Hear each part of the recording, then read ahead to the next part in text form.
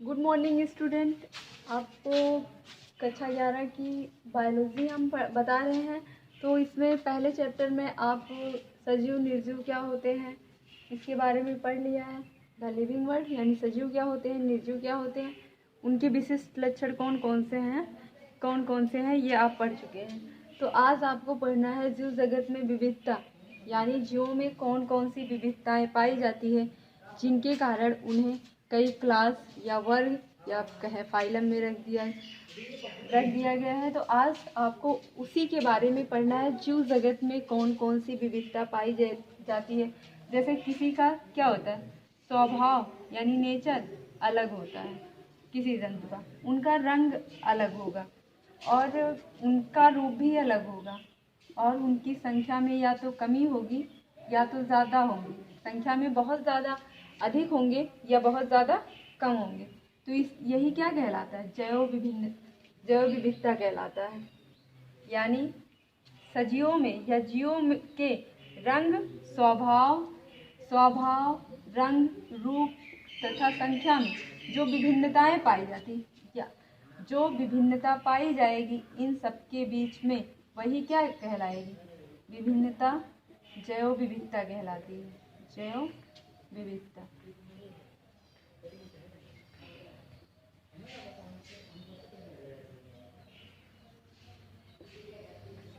आप कह सकते हैं जैव विविधता जो जंतुओं के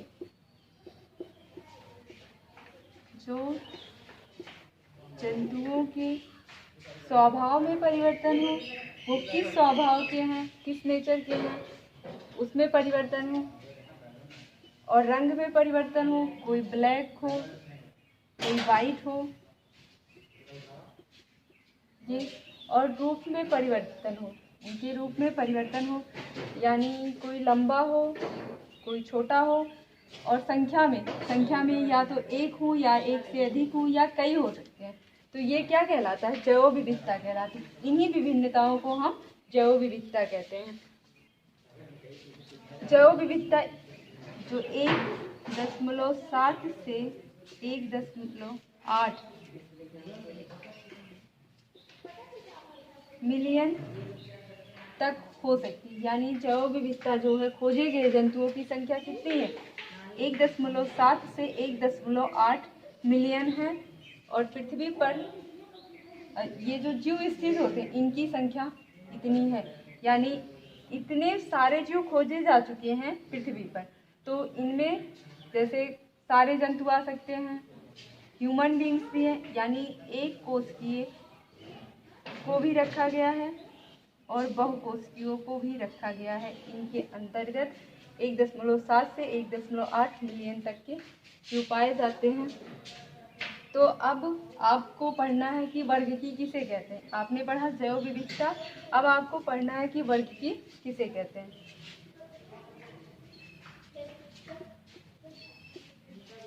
वर्गीकी क्यों, वर्गीकरण,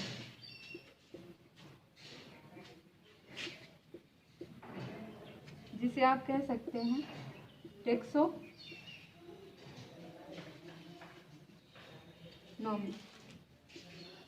टेक्सोनॉमी दो शब्दों से मिलकर बना है, टेक्सिस और नॉमस से। पहला यानी ग्रीक वर्ड के दो शब्दों से मिलकर बना है। पहला शब्द है टेक्सिस, जिसका अर्थ होता है ऑर्डर या गढ़ कह सकते हैं, और दूसरा होता है नॉमस, नोमिया,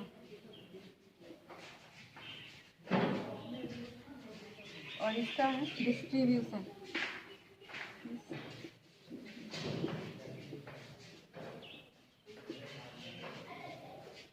तो वर्गीकरण या वर्गीकी किसे कहते हैं, टेक्सोनॉमी किसे कहते हैं। टेक्सोनॉमी दो शब्दों से, ग्रीक वर्ड के दो शब्दों से मिलकर बना होता है।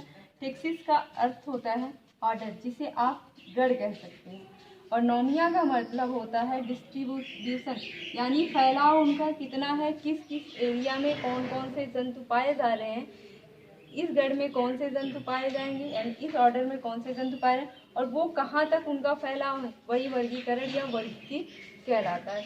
जैसे कह सकते हैं, अगर इसका डिफिनीशन जीवों की पहचान, जीवों की पहचान, कॉमन नामकरण एवं वर्गीकरण, एवं वर्गीकरण वर्गीकी कहलाता है।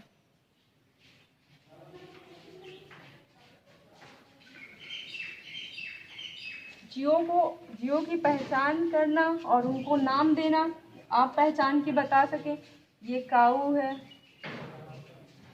ये कैट है, इन सब जंतुओं को अगर आप पहचान कर सकते हैं, फिर पहचान के बाद इनका नाम देना।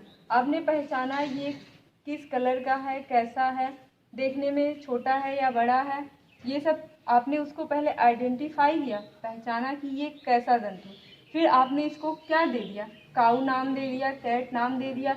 जब आप काऊ या कैट नाम देंगे तो उसी कहेंगे कि उसका आपने नामकरण कर दिया। और वर्गीकरण, उसको कितने संघों में बांटा गया है, यानी किस फाइलम के अंतर्गत आ रहा है, फाइलम उसका होगा, क्लास होगा, ऑर्डर होगा, उसकी जीनस होगी और लास्ट स्पीसीज होगा। इन संघों में आपको बांटना पड़ेगा जो वर्गीकरण कहलाएगा। यानी आपको काऊ को बताना पड़ेगा कि काऊ को किस फाइलम में रखा गया है, कह सकते हैं कॉर्डेटा में रखा गया है।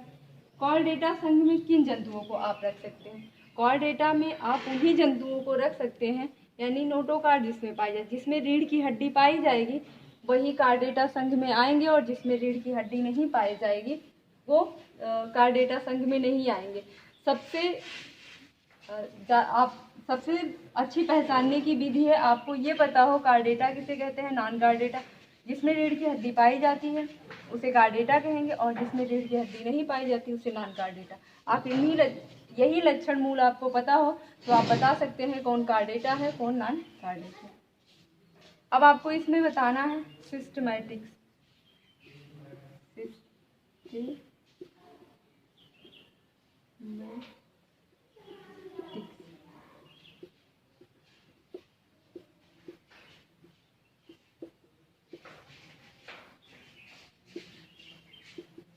ये आपको बताना सिस्टमैटिक्स क्या होता है। इसके अंतर्गत जीवों की क्या पढ़ेंगे, बताएंगे आपको, विविधता,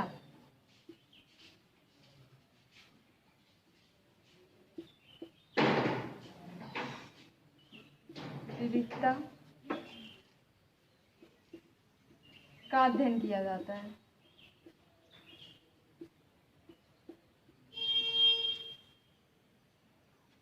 इसके अंतर्गत यानी सिस्टमैटिक्स के अंतर्गत जीवों का अध्ययन किया जाता है, उनके अंदर कौन कौन सी विभिन्नताएं पाई जाती हैं, यानी जो समानता ना हो, असमानता के बारे में पढ़ते हैं।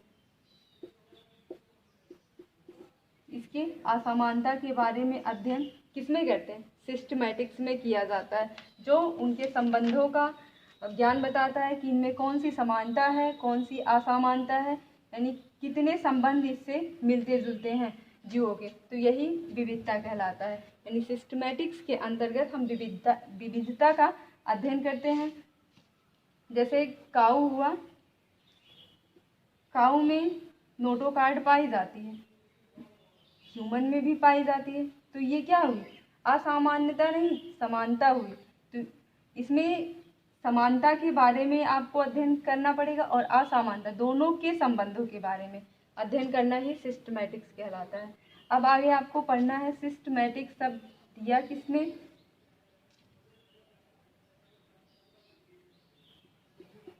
कैरोलस।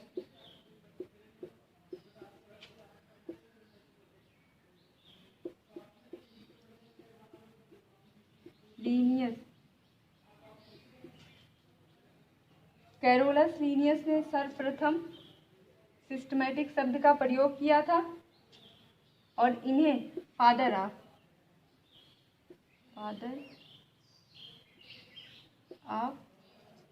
टेक्सोनॉमी कहा जाता है। कैरोलस लिनियस ने सर्वप्रथम वर्गीकरण किया था कि वर्गीकरण किस प्रकार किया जाता है, यानी कह सकते हैं सिद्धांत दिया था। दूसरा, फादर ऑफ टेक्सोनॉमी, वर्गीकी का पिता भी कैरोलस लिनियस को कहा जाता है। और कैरोलस लिनियस ने जितने भी वर्गीकरण के सिद्धांत दिए थे, उन्होंने अपनी एक पुस्तक थी सिस्टमा नेचर, जिसमें सारे अध्ययन किए थे, यानी जितने भी पेड़ पौधों या जंतुओं का अध्ययन उन्होंने किया था, उनमें सारे क्रमबद्ध रूप से इन्होंने दर्शाया था कि किस प्रकार जीवों का वर्गीकरण किया गया है। सिस्टमा नेचर में ये उन्होंने बताया था। अब आता है पहचान।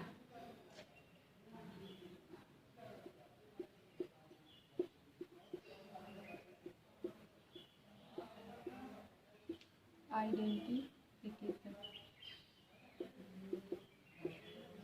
जंतुओं की पहचान आप कैसे करेंगे? उनका एक निश्चित आकार होता है, उनके रंग अलग होते, रंग होंगे, उनके आकार होंगे,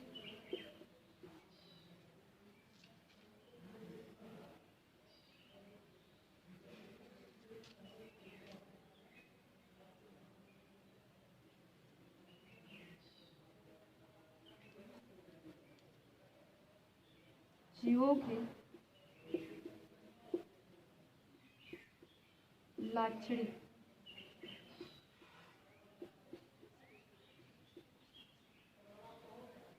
गुणों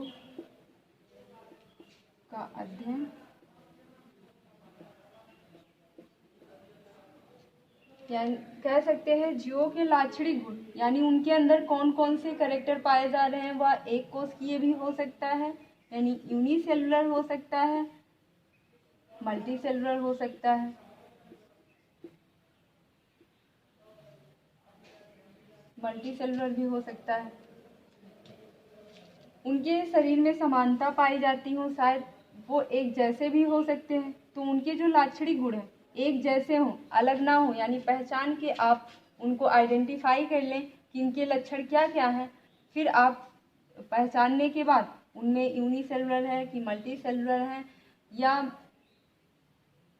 वो किस प्रजाति के हैं, इन सब का पहचान करने के बाद वो किस आकार और आकृति के हैं, उनका रंग कैसा है, उनका स्वभाव कैसा है, ये पहचानने के बाद आप क्या करेंगे? उनका नामकरण करेंगे। यानी इन सब लक्षणों को पहचानना ही पहचान कहलाता है। जितने भी लक्षण, वो चाहे यूनिसेक्सुअल हो, चाहे वो यूनिसेलुलर हो या मल्टी सेलुलर हो, या आकार उनका अलग हो, या उनमें कोई और विभिन्नताएं पाई जाती है, ये सब पहचान करने के बाद आप किसी भी जीव का नामकरण कर सकते हैं, अन्यथा नहीं कर सकते उसका नामकरण। फिर आप उसको किसी अलग फाइलम में रखेंगे, यानी किसी अन्य जगत में रखेंगे जिस जगत से वो बिलोंग करता हो, मिलता जुलता हो। जैसे पैरामीशियम है,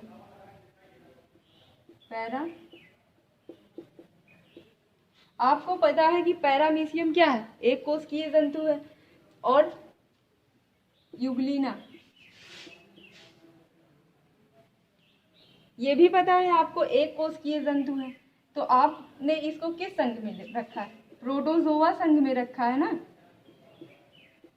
तो कहा जा सकता है इनके लक्षण जो होंगे एक जैसे, यानी इनके लक्षणिक गुण एक समान होंगे, इसीलिए इन दोनों को प्रोटोजोआ में रखा गया। इनके और भी हैं, ये इनका वास स्थान, जो वास स्थान होगा,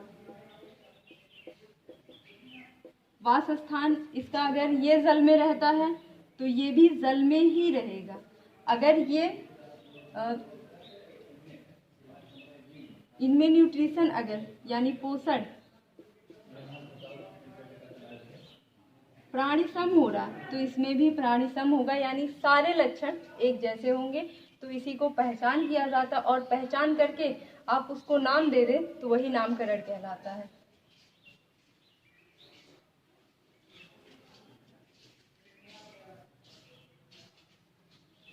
कितना टाइम? 14 मिनट।